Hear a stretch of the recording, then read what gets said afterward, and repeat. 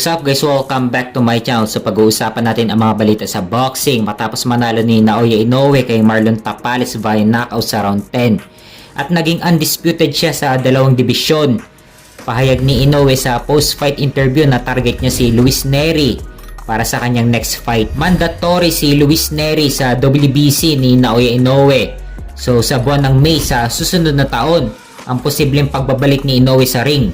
At asahan na natin na si Luis Nery ang kalaban ni Inoue. Plano kasi ni Inoue na kapag naipon na niya ang mga titulo dito sa Super Bantamweight Division, ay plano pa niyang lumaban ng 3 beses bago makyat ng Featherweight Division. So may kartada si Naoya Inoue na 26 wins with 23 knockout at walang talo. Samantalang si Luis Nery naman ay may kartada na 35 wins with 27 knockout at isang talo. Nanggaling ang isang talo niya kay interim WBC Featherweight Champion Brandon Figueroa.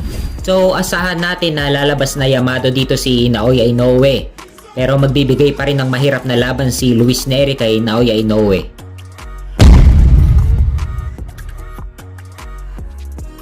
Sa kabilang banda naman, tatay ni Haron Ennis na si Buzzy Ennis nakikitang malabong lalabanan ni Unified Welterweight Champion Terence Crawford. Si IBF Welterweight Champion Haron Ennis. Pahayag ng tatay ni Haron Ennis na tama lang ang ginawang desisyon ng IBF na tanggalan si Crawford ng titulo. Matagal na daw kasi sila nag-aantay ng title shot mula sa IBF nung hawak pa ni Errol Spence ang titulo. Ngunit hindi daw pinapansin ni Spence si Ennis.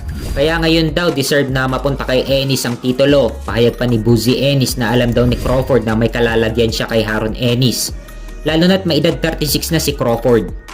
Naiintindihan daw ni Buzzy Ennis kung bakit ayaw ng palagan ni Terence Crawford si Haron Ennis. Dahil legacy fight na lang daw ang habol ni Crawford. Sa edad daw ngayon ni Crawford, isang high risk low reward kung lalabanan pa niya si Haron Ennis. Dahil kung matalo daw si Crawford kay Ennis, siguradong bagsak ang karir at status ni Crawford. Lalo na yung status niya sa pound for pound. Sa ngayon kasi number 1 pound for pound si Crawford, kaya delikado na kung papatulan pa niya ang isang fighter na pausbong pa lang ang boxing career. Ang target na lang kasi ni Crawford ngayon bago magretiro ay si undisputed super middleweight champion Canelo Alvarez.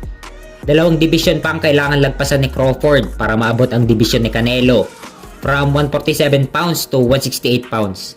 So 21 pounds ang kailangan idagdag ni Crawford. So isang advantage ito para kay Canelo dahil hindi naman natural weight ni Crawford ang 168 pounds. Hindi natin masisiguro kung kakayanin ba ni Crawford ang mga mabibigat na suntok sa super middleweight division. So hanggang dito muna tayo. Maraming salamat po at Happy New Year po sa ating lahat.